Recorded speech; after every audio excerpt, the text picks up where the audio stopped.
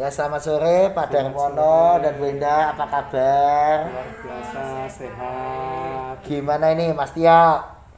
Sehat? Sehat. Sekar. Sehat. Mas Danu. Ya, lalu kok Mas Danangnya di mana ini? Mas Dananya sedang bersiap-siap untuk Buat KKP. Wah, sudah kerja. Ya. Gimana rasanya punya anak sudah mulai kerja? Ya senang Pak. Artinya kami bisa membuat anak-anak ini menjadi lebih dewasa dalam hidupnya, bertanggung jawab dalam hidupnya. Bagus, luar biasa ya. Senang juga ya lihat itu. Berarti suka ke tempatnya Mas Dana? sekali-sekali. Sekali-kali. Nah, ngomong-ngomong soal rumah, tinggal di rumah ini sudah berapa tahun ini, Bu Indah? 6 tahun lebih. Oh, 6 tahun. Ya, setelah Asik gak rumahnya? pensiun. Asiknya apa? Asiknya apa? Banyak tanaman. Banyak tanamannya ya. Asik ya. Dekat sawah juga ya. Kalau Mas Danu, apa yang menyenangkan di rumah ini? Banyak teman-temannya Pak. Banyak temannya. Mas Tio seneng apa di rumah ini? Ada tawangnya Pak Anes. Ya, banyak kawannya. Kawan di sini. Ya, kalau Pak Darmono dan Bu Indah, apa yang menyenangkan di rumah ini? Ya bisa kumpul bersama anak-anak setiap saat dan bisa setiap saat. Kalau kebetulan kami dengan Sekar jadi setiap malam bisa berdoa malam untuk anak-anak. Oke, wah senang berdoa nih ya. Nah, soal kebaktian, bagaimana nih untuk mengikuti kebaktian? Apa yang dilakukan keluarga? Ya kami menyiapkan anak-anak kebaktian itu tiap online minggu secara online ya melalui laptop Pak. Oke, Main laptop. laptop, Jadi ya. sama-sama ya. Oke, enak nggak kebaktian sama-sama? Enak. Enak. Tapi setelah itu ikut sekolah minggu nggak? Sekolah minggu. Ya. Pernah. Nah, enak nggak sekolah minggunya? Enak. Iya, kasih salam dulu dong, kakak-kakak, terima kasih. Nah, jemaat yang dikasih Tuhan, kita saat ini bersama-sama dengan keluarga Pak Darmono, Bu Endah, Dadi Sekar, Danu, dan Tio. Ya, keluarga yang rajin melayani Tuhan dan ibadah bersama. Terima kasih. Dan saya perkenalkan Pak Darmono ini kemarin juara Mazmur. Mazmur ya, untuk kategori dewasa juara 2. Lumayan ya. Ya. Kalau di sekarang ini juara 2 juga untuk Mazmur, Mazmur untuk juga. kategori anak-anak. Ya. Jadi sekeluarga melayani Tuhan, asik kan? Ibadah juga bersama-sama Ya. sekeluarga. Selamat beribadah semua. Terima kasih.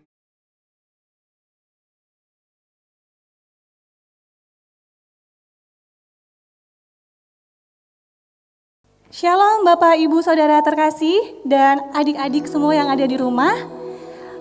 Apa kabar semuanya? Pasti baik-baik aja ya, dan saya berharap adik-adik Bapak Ibu Saudara terkasih di rumah semua dalam keadaan sehat. Wah, tidak terasa kita sudah sampai di ibadah terakhir masa penghayatan hidup berkeluarga, dan saya percaya dalam bulan ini juga Bapak Ibu Saudara terkasih dan adik-adik di rumah juga menikmati ya kebersamaan dengan keluarga, dan kita bersyukur karena kita punya ayah, punya ibu, punya saudara, punya eyang, punya opa, punya oma. Kita bersyukur kita memiliki keluarga, dan kita bersyukur juga karena di tengah-tengah keluarga kita ada Tuhan Yesus, ada Allah yang selalu bersama-sama dengan kita. Saya mengajak Bapak Ibu Saudara terkasih, kita mau menyanyikan lagu Bersama Keluargaku dengan penuh sukacita.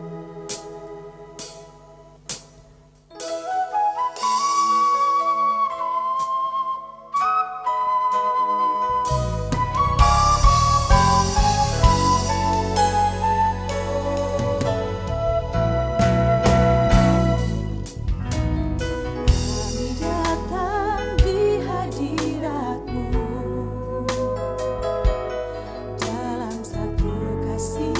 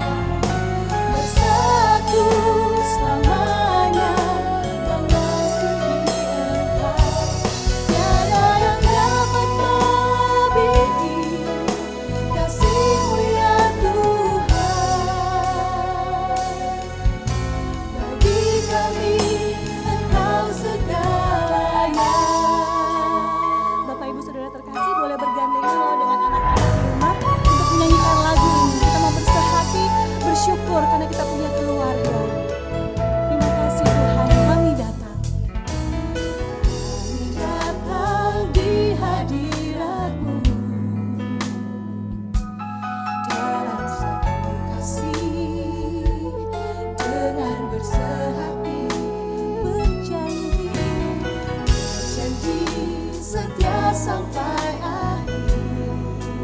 Mengasihimu, mengasihimu Yesus, Yesus. Bersama keluargaku melayani Tuhan, bersatu selamanya mengasihi Engkau. Tiada yang dapat melebihi kasih-Mu ya Tuhan. Bagi kami Engkau segalanya. Gelombang badai hidup coba menghalangi, namun kuasa Tuhan tetap jalan kami.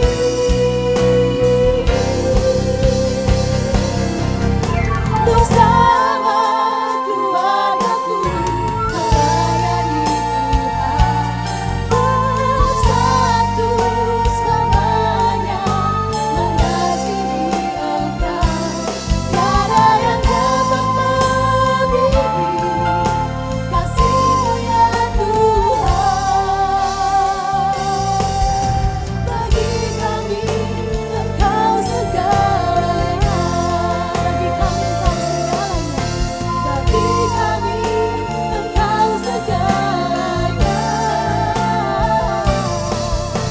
Bagi kami Engkau segalanya.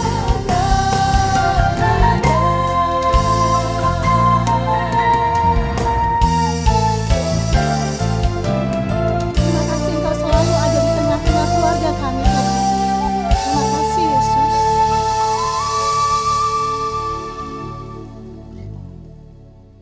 Mazmur 103 ayat 1 dan 2 berkata, Pujilah Tuhan hai jiwaku, pujilah namanya yang kudus hai segenap batinku.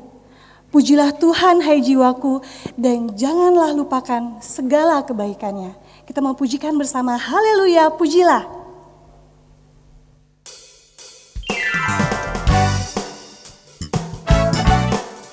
Hey.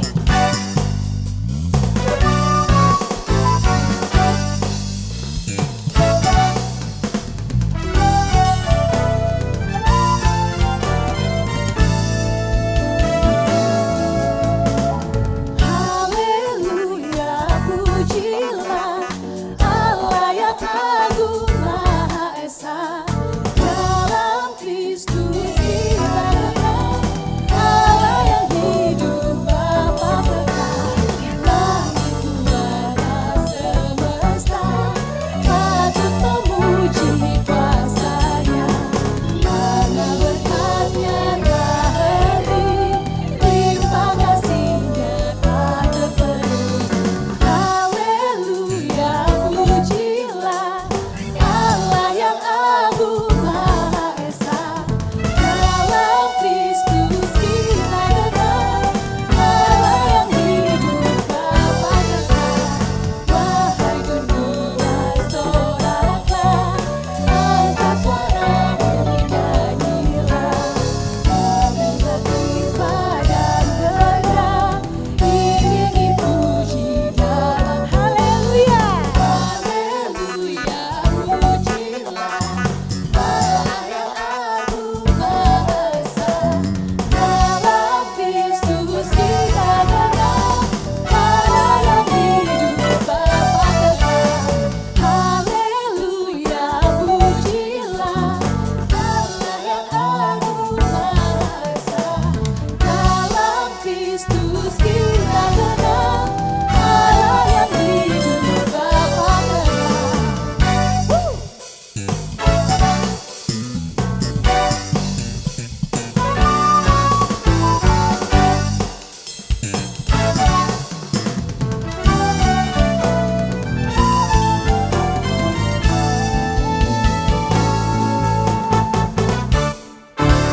Haleluya. Saudara-saudara yang terkasih, marilah kita memulai ibadah ini dengan pengakuan bersama-sama demikian. Pertolongan kita adalah di dalam nama Tuhan, yang menjadikan langit dan bumi, yang kasih setianya tetap untuk selama-lamanya, yang memelihara umat manusia di tengah-tengah segala pergumulan dan goncangan kehidupan.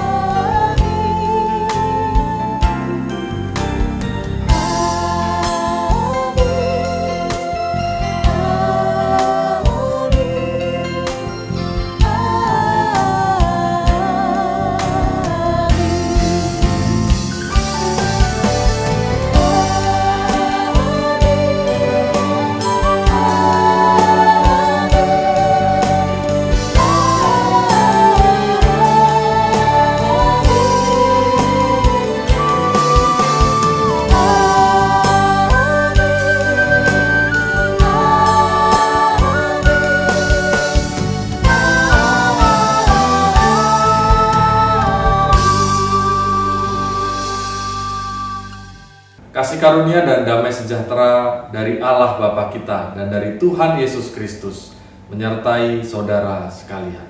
Dan menyertai saudara juga. Bapak, Ibu, saudara terkasih dan adik-adik di rumah, kita mau kasih tos dulu yuk sama Bapak, Ibu, sama Mamah, Papa, sama adik kakak di rumah. Dengan siapapun Bapak, Ibu, saudara terkasih beribadah, kita mau kasih tos, kita mau katakan, Allah itu baik, Allah itu baik. Allah itu baik. Kita mau meninggikan Allah dengan penuh sukacita, dengan bersorak-sorai. Yeay!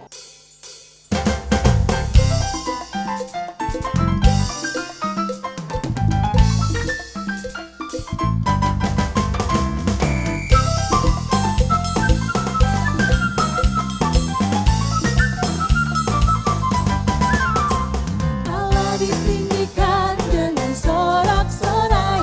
Allah ditinggikan dengan sangkakala. Allah ditinggikan dengan sorak-sorai. Bersoraklah bagi Tuhan. Bersoraklah bagi Tuhan. Dan sangkakala berbunyi. Tepuk tangan puji Tuhan.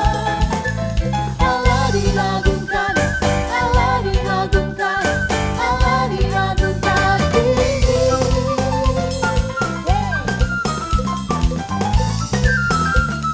Dengan bersukacita Allah ditinggikan.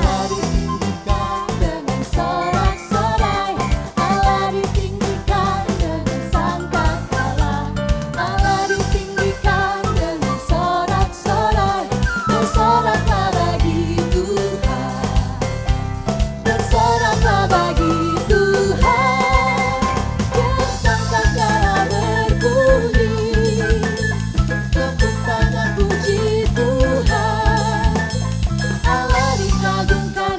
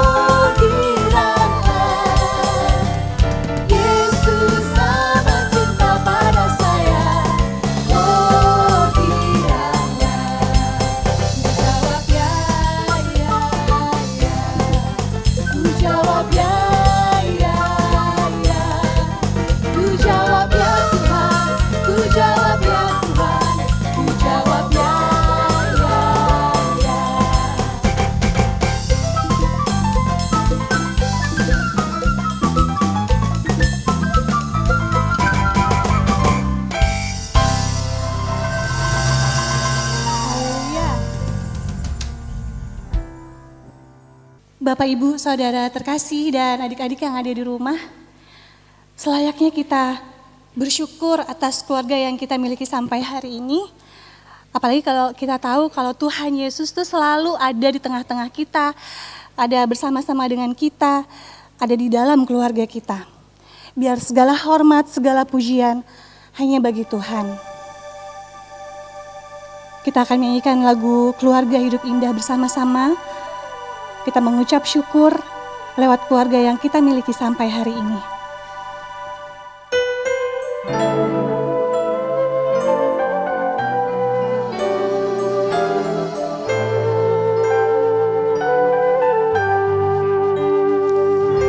Keluarga hidup indah bila Tuhan di dalamnya.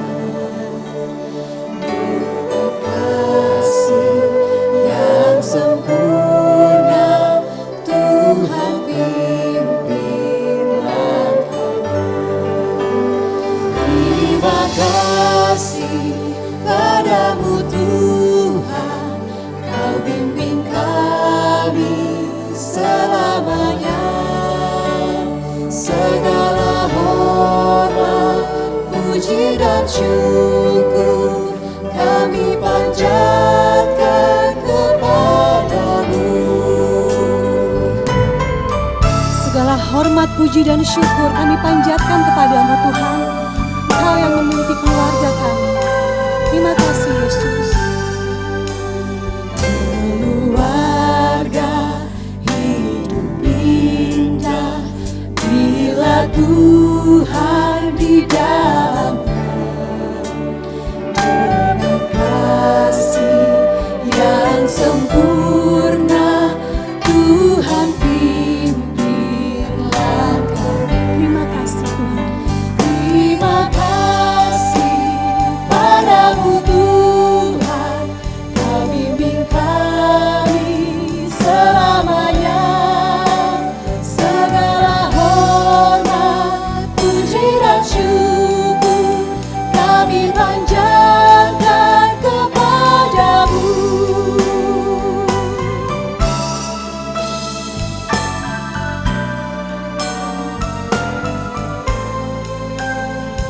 Keluarga hidup indah.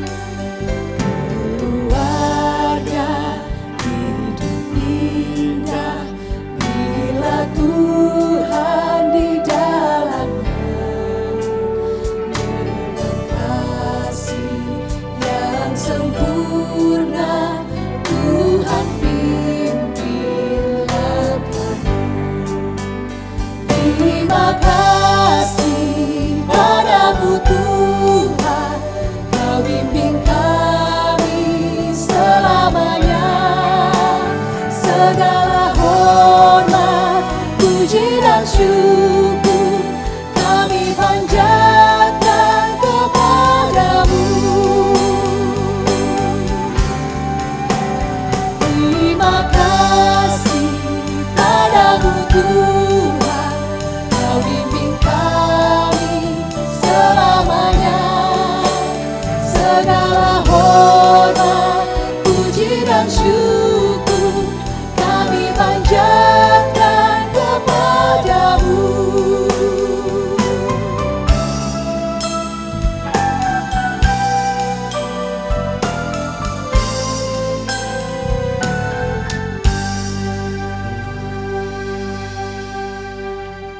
Mari saudara kita bersatu di dalam doa.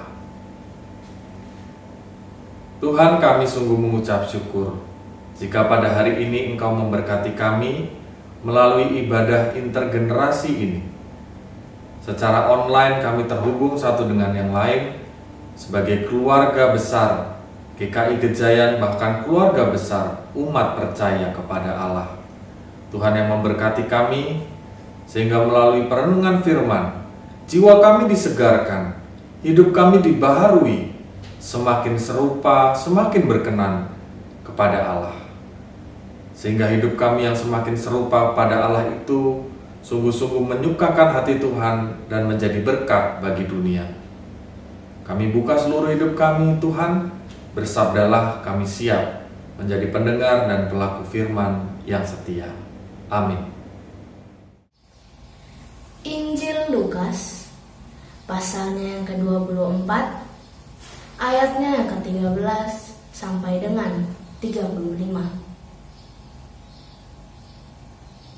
Injil Lukas, pasalnya yang ke-24, ayatnya yang ke-13 sampai dengan 35. Pada hari itu juga 2 orang dari murid-murid Yesus pergi ke sebuah kampung bernama Emmaus yang terletak kira-kira 7 mil jauhnya dari Yerusalem. Dan mereka bercakap-cakap tentang segala sesuatu yang telah terjadi. Ketika mereka sedang bercakap-cakap dan bertukar pikiran, datanglah Yesus sendiri mendekati mereka, lalu berjalan bersama-sama dengan mereka. Tetapi ada sesuatu yang menghalangi mata mereka, sehingga mereka tidak dapat mengenal Dia.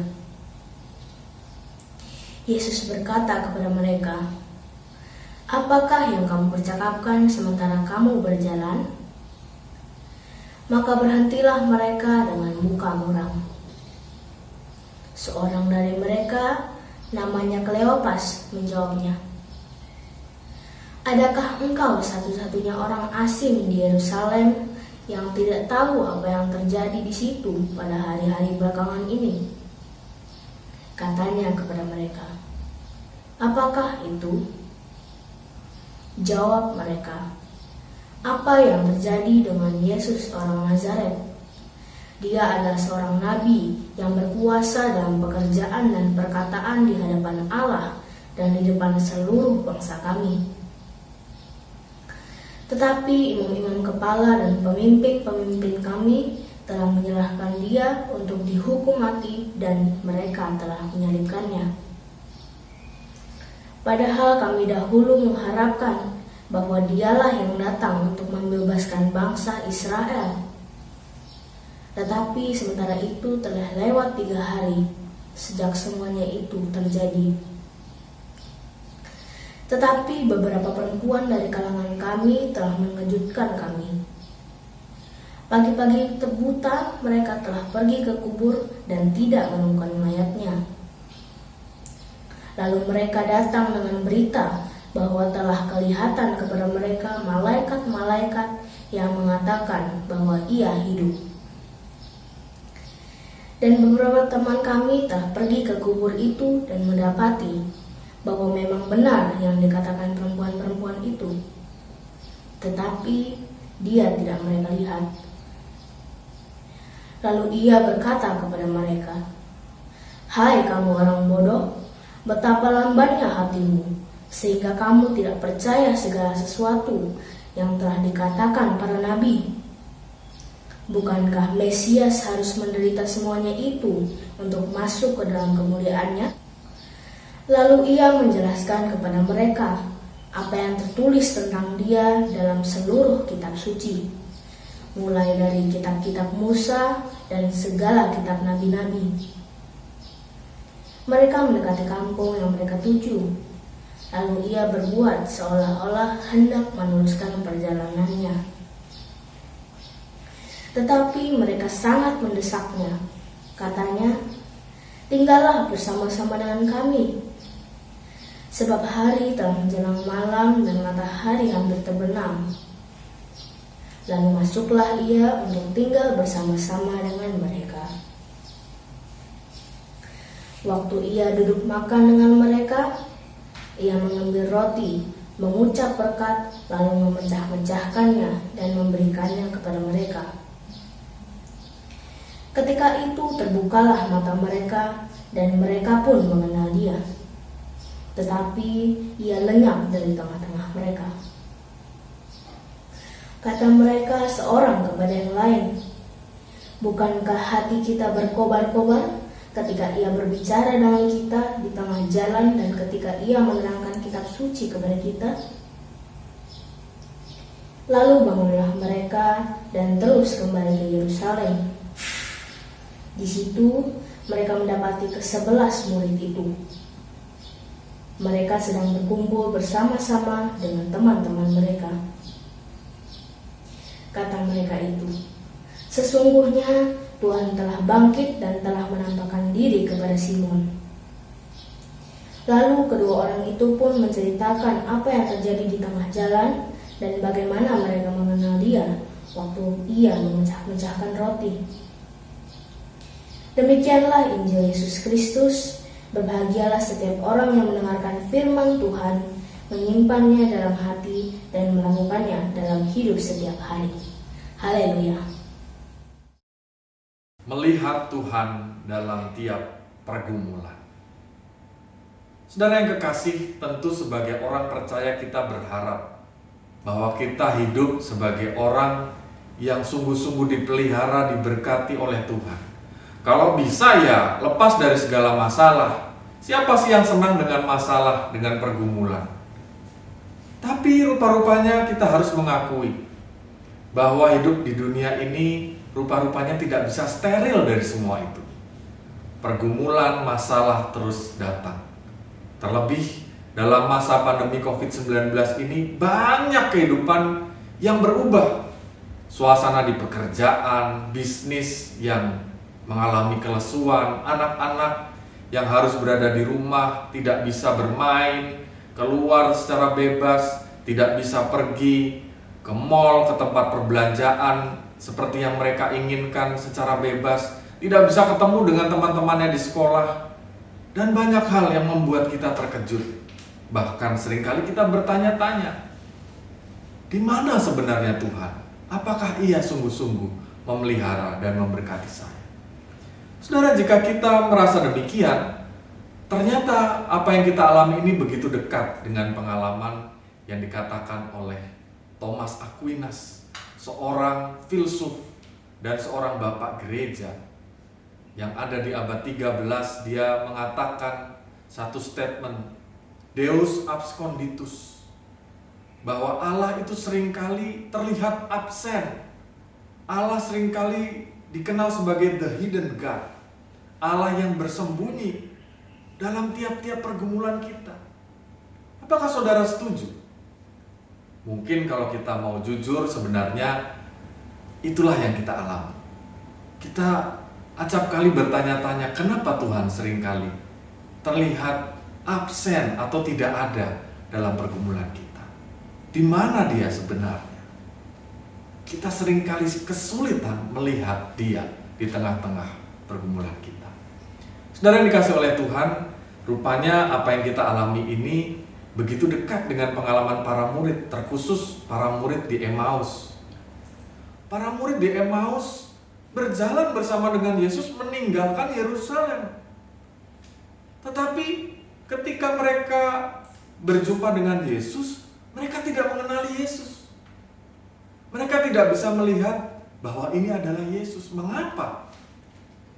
Karena sebetulnya selain secara situasional bahwa saat itu sudah sore hari, sudah menjelang malam, sudah mulai gelap, sebenarnya mereka dirundung oleh suasana ketakutan, keputusasaan, tiada pengharapan. Mereka salah memahami maksud Tuhan, sehingga pergumulan itu menjadi sesuatu hal yang memenjarakan hidup mereka untuk dapat melihat masa depan, untuk dapat melihat kehidupan mereka yang ada bersama-sama dengan Tuhan. Bahkan ketika Tuhan ada bersama dengan mereka, mereka tidak menyadarinya. Salah penafsiran dan salah memahami maksud Tuhan yang seperti apa? Oh saudara, rupa-rupanya perjalanan yang panjang, sepanjang kira-kira 11,2 km itu mengajarkan banyak hal kepada mereka. Di sanalah ketika mereka mempergumulkan tentang keberadaan Yesus yang mereka puja. Mereka bercerita kepada orang yang dianggap mereka asing, yaitu Yesus sendiri. Mereka mempergumulkan, kenapa Yesus yang kami puja itu akhirnya ditangkap, disiksa, dan mati. Ada sih para perempuan yang berkata-kata bahwa, waduh katanya ia sudah hidup, ada malaikat di sana dan seterusnya. Tetapi mereka sendiri meragukannya. Oleh karena itulah mereka meninggalkan Yerusalem. Bagi mereka mungkin itu adalah hisapan jempol. Mereka tidak bisa melihat secara utuh perjalanan hidup mereka dan juga perjalanan hidup Yesus.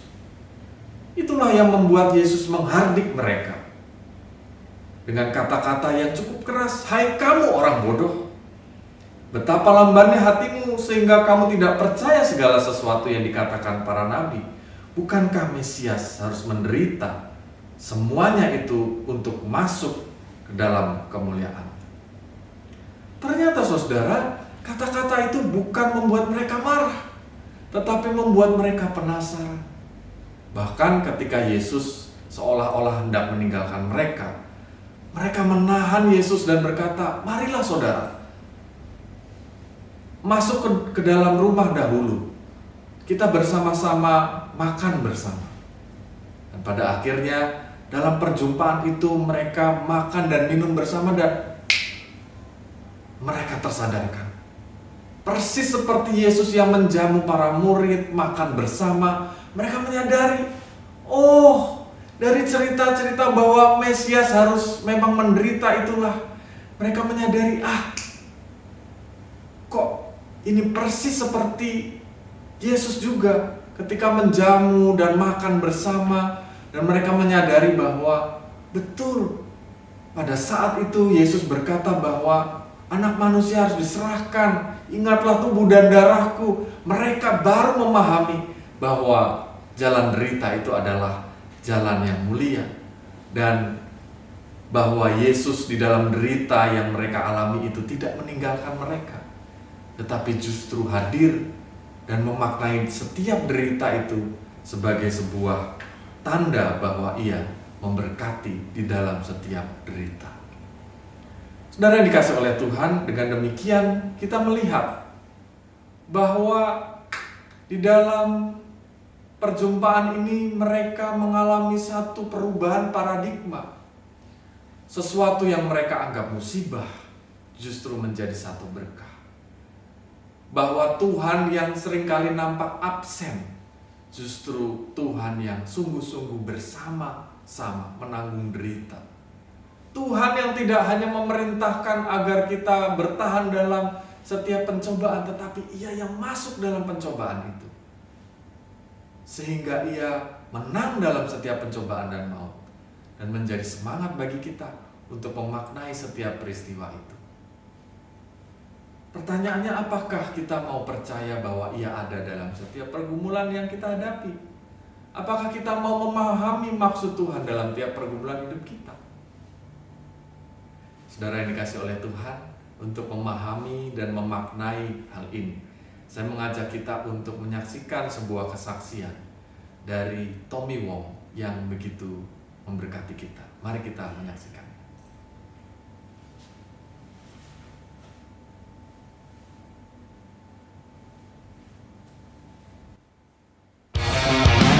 Menurut saya, semua orang bisa sukses. Karena kesuksesan itu tidak hanya milik orang yang punya modal dan berpendidikan.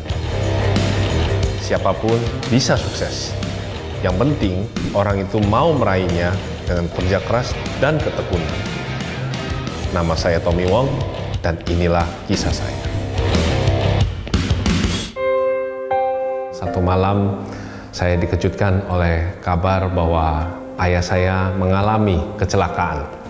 Saya yang tadinya dimanjakan oleh berbagai fasilitas harus mengalami rasanya menjadi anak yatim. Ditambah lagi kondisi konflik warga yang memperebutkan harta warisan, sehingga suatu malam karena ancaman pembunuhan saya terpaksa melarikan diri ke jalanan.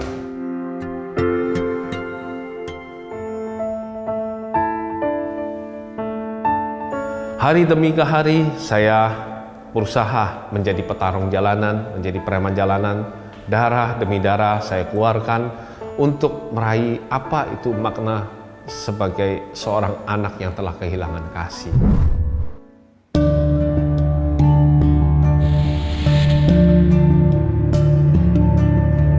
Dengan semua kondisi yang ada, saya yakin saya mau mencoba lebih lagi sukses. Saya mencoba peruntungan saya untuk berangkat ke ibu kota.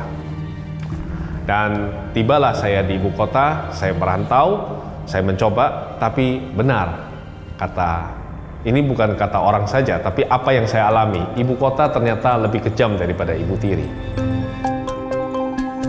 Saya sehari-hari sudah berusaha melamar sana, melamar sini sebagai pekerja, sebagai profesional, tidak ada yang mau terima. Berulang kali saya lakukan, semua adalah kegagalan.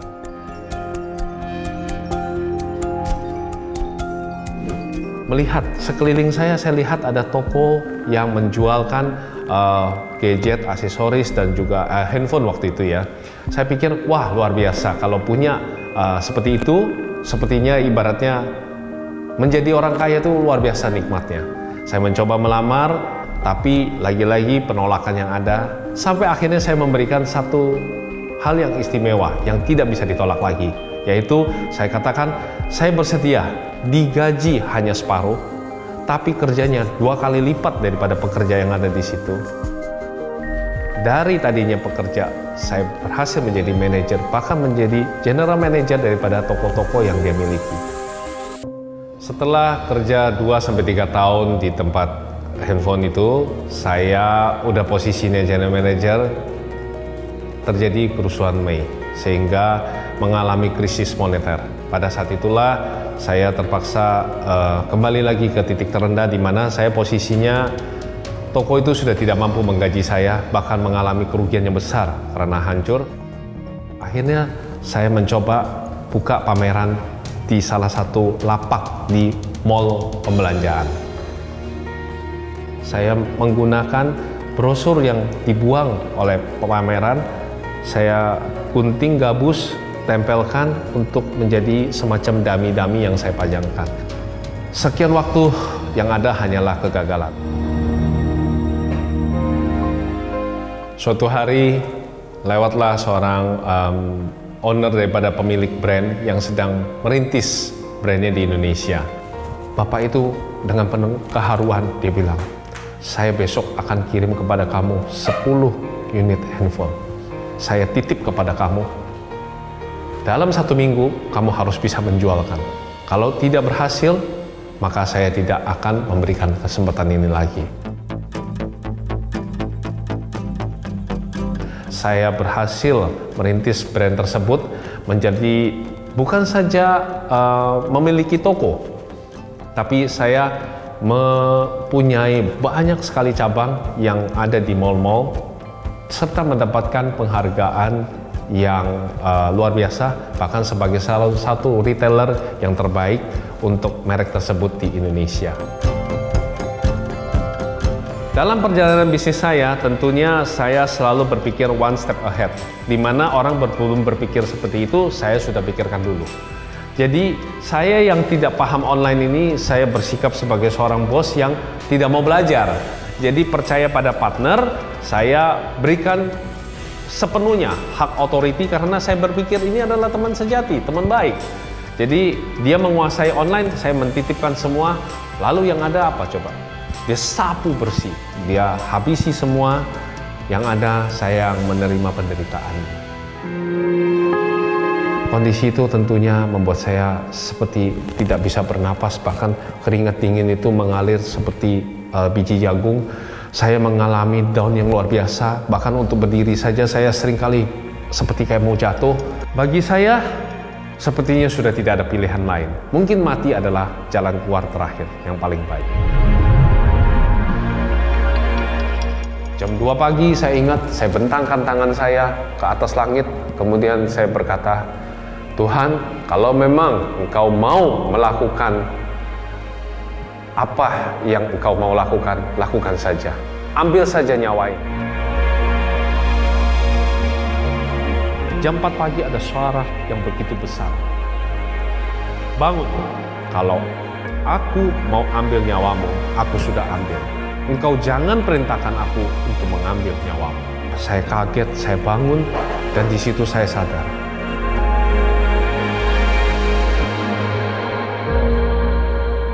Begitu sadar, saya datang ke tempat ibadah saya kembali sujud dan saya menangis dan saya memohon ampunan pada Tuhan bahwa saya telah begitu jauh daripada Dia. Saya memohon Tuhan menyertai hidup saya memohon pengampunan bahwa hidup saya terlalu mendewakan diri saya sendiri. Saya telah menuhankan diri saya sendiri sehingga saya lupa berserah ikhlas pada apa kehendak Tuhan. Dalam bisnis saya, terkadang untuk ke tempat ibadah saya abaikan karena apa? Mengejar omset.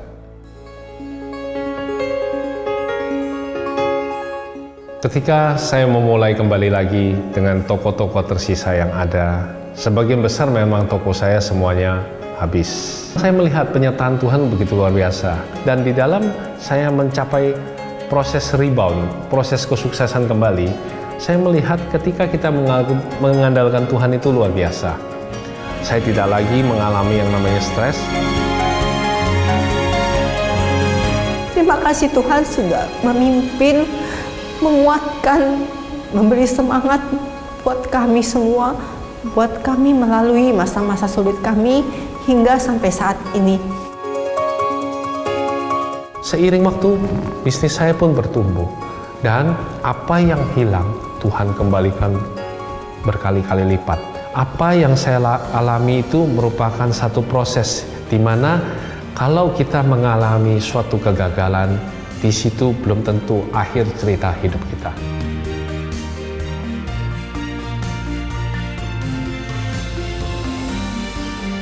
Kita tahu sekarang bahwa Allah turut bekerja dalam segala sesuatu untuk mendatangkan kebaikan bagi mereka yang mengasihi Dia, yaitu bagi mereka yang terpanggil sesuai dengan rencana Allah.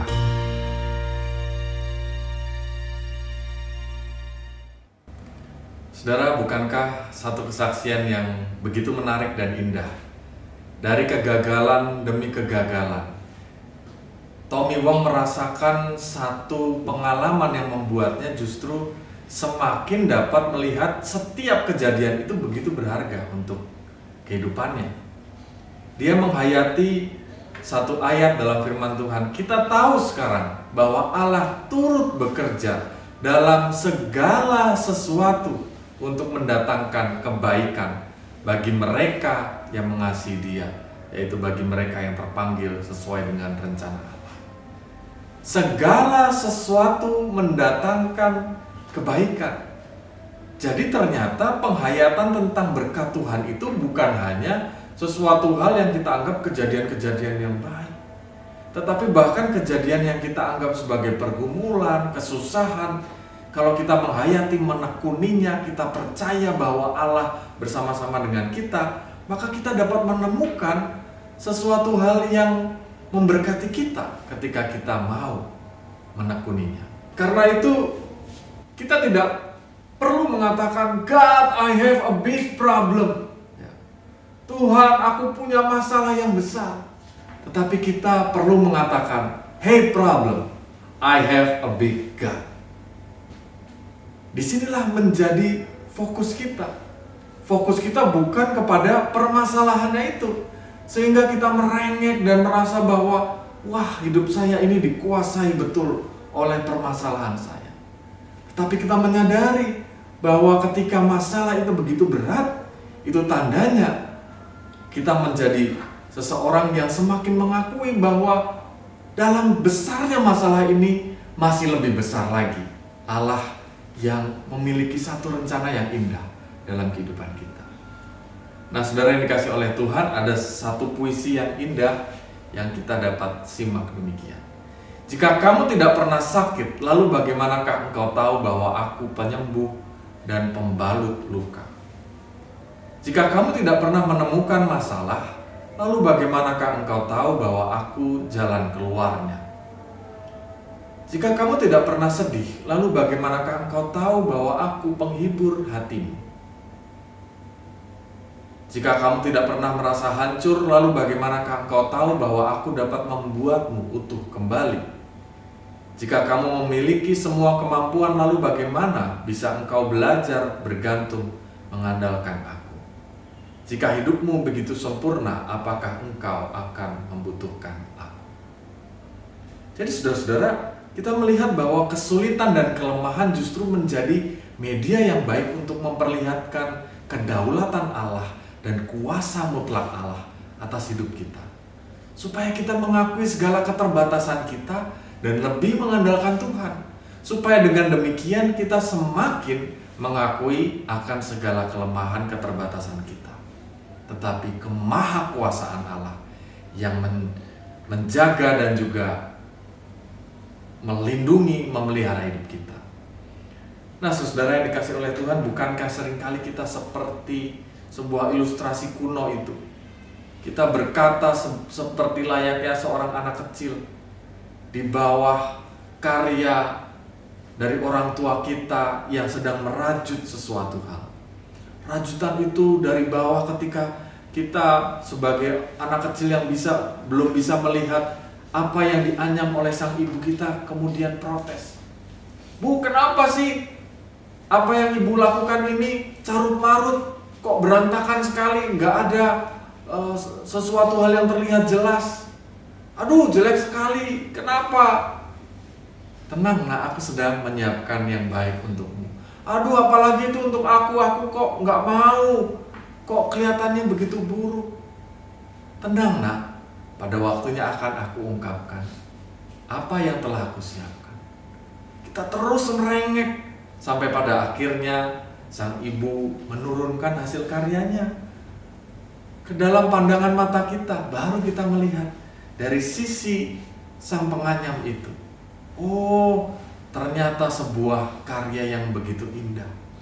Mahakarya yang disiapkan sebelumnya kita tidak dapat menyaksikannya, sampai pada waktunya ia mengungkapkan hal yang baik itu. Nah, dengan demikian saudara, marilah kita memandang setiap pergumulan pada masa pandemi ini pun menjadi sebuah peristiwa yang Tuhan berikan kepada kita sebagai sebuah penghayatan bahwa memang hidup kita menghadapi pergumulan. Tidak ada seorang pun yang steril dalam semua itu. Masalah perkuliahan, masalah ekonomi, masalah rumah tangga, masalah sekolah anak. Hidup ini memang membuat kita harus mengakui, hidup ini memang berat. Tetapi jika Kristus di tengah-tengahnya, maka hidup itu menjadi berkat.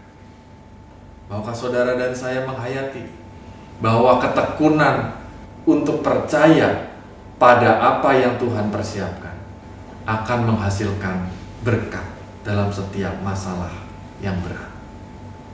Tuhan memberkati kita, Tuhan mengasihi kita, Tuhan menganyam satu karya yang indah bagi perjalanan hidup kita.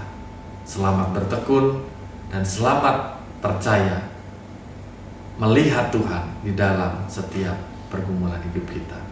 Tuhan memberkati kita. Amin. Saudara, untuk menghayati bahwa Tuhan sedang merenda hidup kita, mari kita bersama menaikkan pujian Pelangi Kasih.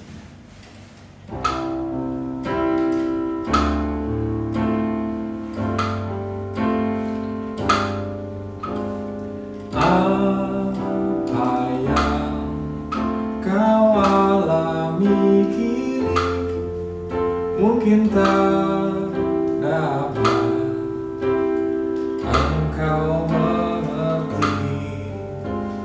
Satu hal tanamkan di hati, indah semua yang Tuhan beri.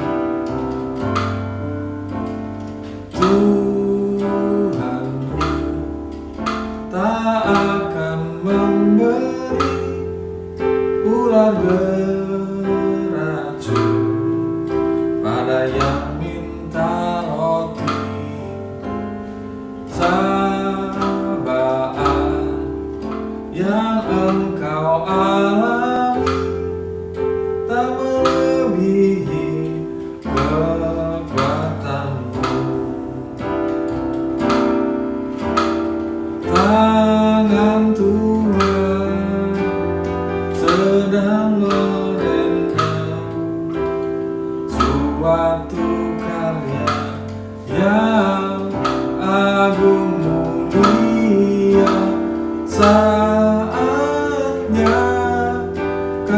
tiba nanti, kau lihat pelangi kasih-Nya,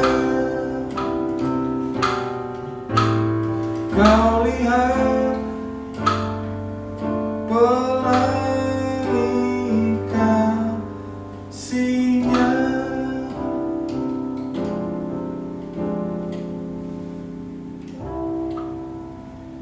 Mari ingat saudaraku bahwa kita perlu bersyukur untuk tiap pergumulan.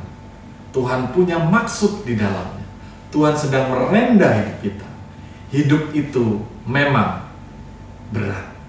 Tetapi jika Kristus di tengah-tengahnya, hidup itu menjadi berkat. Tuhan memberkati kita. Saat teduh bagi kita sekalian. Mari Bapak, Ibu, dan saudara-saudara sekalian, kita akan memperbarui iman percaya kita dengan menyanyikan pengakuan iman rasuli yang demikian.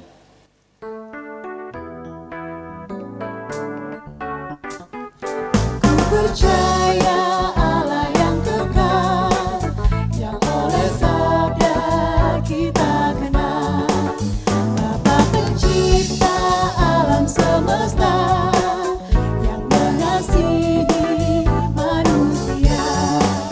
Aku percaya Putra Tunggalnya yang disalibkan di Golgota, dari kubur bangkit dan menang, naik ke sorga dalam terang. Aku percaya pada Roh Kudus yang mendiami kita terus. Aku percaya Gereja yang esa, menjadi suci di dalamnya. Mari saudaraku, kita menaikkan syafaat kita bersama. Kami sungguh bersyukur Tuhan bila firman-Mu hari ini meneguhkan kami kembali bahwa kami seringkali perlu untuk terus bertekun dalam setiap pergumulan kami. Sebab di tengah-tengah pergumulan itu kami menemukan Tuhan yang sungguh-sungguh dapat menerjemahkan setiap pergumulan itu dari sudut pandang yang baru, yang menguatkan kami di tengah-tengah setiap tantangan kehidupan ini. Berkatilah kami Tuhan, sehingga pergumulan kami di tengah-tengah pandemi COVID-19 ini dapat menjadi sesuatu hal yang kami lihat secara positif. Tuhan yang tetap menyertai kami di tengah pekerjaan kami. Tuhan yang tetap memberkati dunia usaha kami. Tuhan yang tetap memberkati kehidupan rumah tangga dan juga studi anak-anak kami. Pada saat ini kami berdoa untuk bangsa dan negara kami di tengah-tengah segala pergumulan yang terjadi. Ada banyak sekali situasi di mana opini-opini dibagikan di antara warga masyarakat, juga terkhusus terhadap undang-undang cipta kerja dan juga bagaimana pemerintah menjelaskannya. Tuhan, biarlah antara pemerintah dan juga masyarakat dapat saling memahami dan mencapai titik temu yang indah, bahwa apa yang dihasilkan oleh pemerintah adalah sesuatu hal yang diupayakan dengan kejujuran, dengan etikat yang baik, dan dengan sesuatu hal yang memberkati kehidupan masyarakat. Dan masyarakat pun juga dapat menyampaikan opininya dengan sopan, dengan etika yang tepat, dan dapat didengarkan oleh pemerintah, sehingga keduanya dapat menghasilkan sinergi yang apik di tengah-tengah kehidupan bernegara. Kami berdoa untuk pemimpin negara kami, Bapak Presiden Jokowi dan juga Bapak Wakil Presiden. Biarlah mereka sekalian dapat menjadi wali bagi negara kami untuk mendatangkan damai sejahtera Tuhan. Juga bagi para pemimpin di jajaran tertinggi pemerintah pusat, perwakilan daerah, sampai dengan semua jajaran yang berada di pemerintah-pemerintah di daerah-daerah. Biarlah semua mendatangkan biarlah semua mendatangkan kasih karunia dan damai sejahtera dari Tuhan Allah melalui setiap pekerjaan mereka. Kami berdoa Tuhan untuk kehidupan rumah tangga kami. Biarlah damai sejahtera Tuhan juga Tuhan limpahkan, sehingga segala rezeki yang dibutuhkan untuk dapat bertahan di tengah situasi pandemi ini, bisnis yang semula tersendat dapat dilancarkan semua karena kasih karunia Tuhan. Bukakanlah ya Tuhan setiap peluang-peluang yang baru yang menghasilkan satu pintu rezeki bagi anak-anak bahkan cucu kami. Tuhan, kami mau berdoa untuk kehidupan beriman kami, bergereja kami. Biarlah gereja Tuhan terus dapat melayani secara online maupun secara online onsite, dan suasana semakin kondusif dan semakin baik untuk beribadah dan membuat pertumbuhan iman di tengah jemaat dapat terjadi dengan semakin baik hari demi hari. Tuhan, pada akhirnya kami serahkan seluruh pergumulan kami yang belum kami sebutkan satu persatu. Biarlah Tuhan yang mengerti, memahami setiap isi hati kami, menjawabnya di dalam kasih karunia Tuhan dan juga di dalam hikmat pertolongan Tuhan pada kami sekalian. Di dalam Kristus Tuhan, Juru Selamat kami yang hidup, kami berdoa dan mengucap syukur. Amin. Umat yang dikasihi Tuhan, kiranya hidup dan mata uang yang kita kumpulkan menjadi persembahan yang kudus dan berkenan di hadapan Tuhan. Mari kita mengumpulkan persembahan kita sambil mengingat firman Tuhan bersama-sama dari Keluaran 35 ayatnya yang ke-21. Sesudah itu datanglah setiap orang yang tergerak hatinya, setiap orang yang terdorong jiwanya, membawa persembahan kudus kepada Tuhan untuk pekerjaan melengkapi kemah pertemuan dan untuk segala ibadah di dalamnya dan untuk pakaian kudus itu.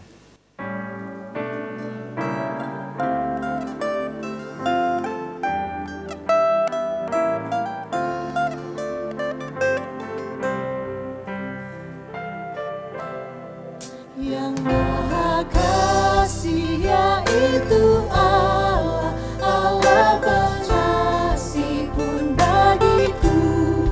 Aku selamatlah oleh kasih-Nya kepadaku.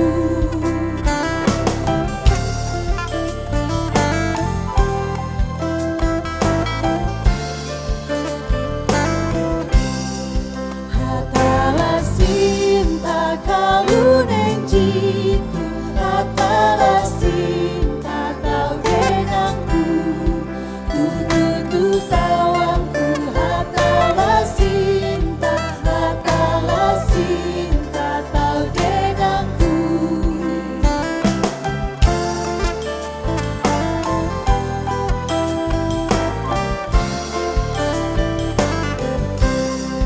Yang Maha Kasih yaitu Allah, Allah pengasih pun bagiku. Aku selamatlah oleh kasih-Nya kepadaku.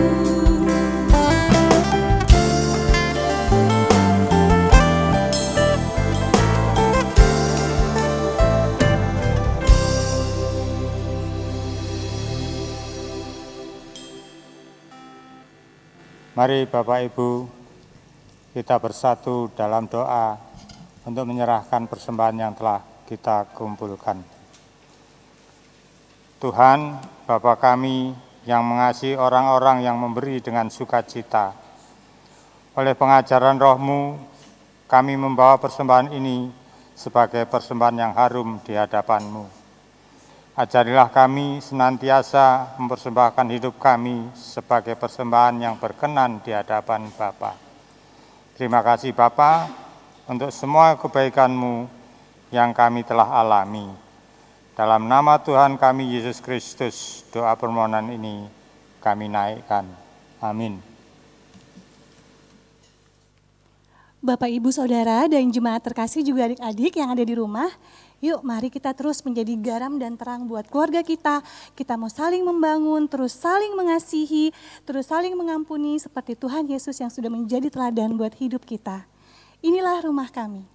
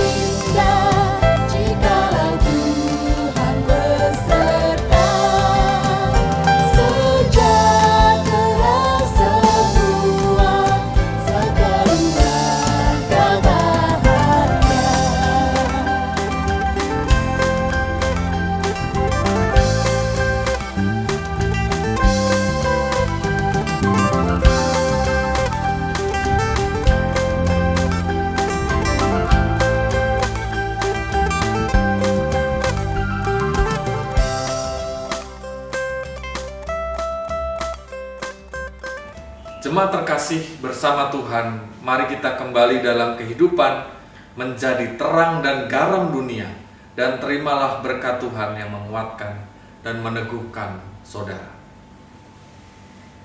Semoga Allah sumber pengharapan memenuhi kamu dengan segala sukacita dan damai sejahtera, dan dalam iman kamu supaya oleh kekuatan Roh Kudus kamu berlimpah-limpah dalam pengharapan. Allah sumber damai sejahtera menyertai kamu sekalian. Amin.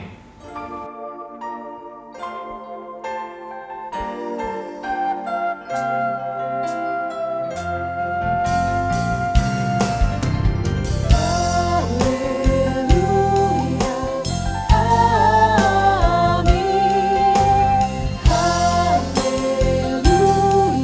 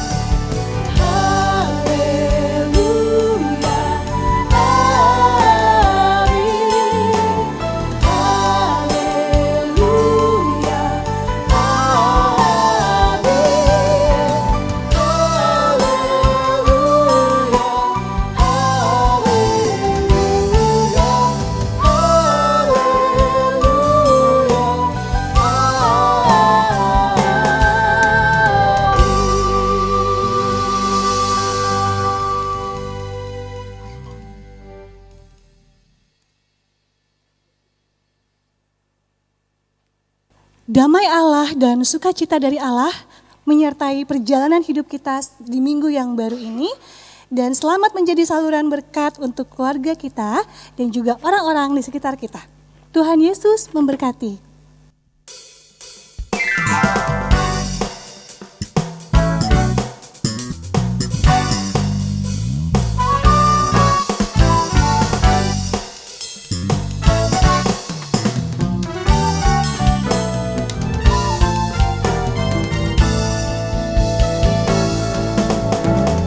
Haleluya, pujilah Allah yang agung Maha Esa. Dalam Kristus kita dengar Allah yang hidup Bapa kekal. Langit keluarga semesta patut memuji kasih-Nya.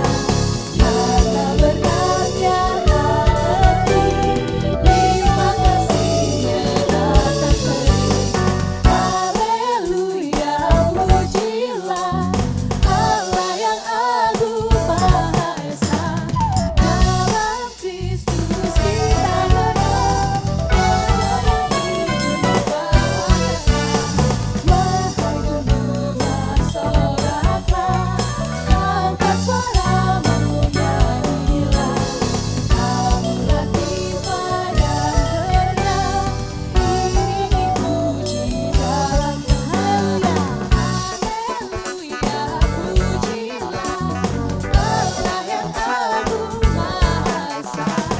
Dalam Kristus kita dengar Allah yang hidup Bapa. Haleluya, haleluya, pujilah Allah yang agung Maha Esa. Dalam Kristus kita dengar Allah yang hidup Bapa kekal.